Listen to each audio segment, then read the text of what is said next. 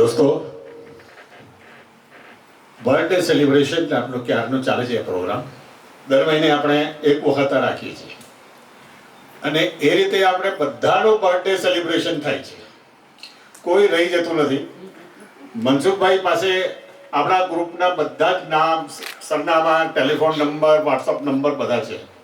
એટલે એ રીતે આપણને બધાના બર્થડેને ડેટ ખ્યાલ આવી જાય છે અને એકબીજાને હેપી બર્થડે કહીને આપણે એમને પણ આનંદ મળે છે ને આપણે કહેતા પણ આનંદ મળે છે.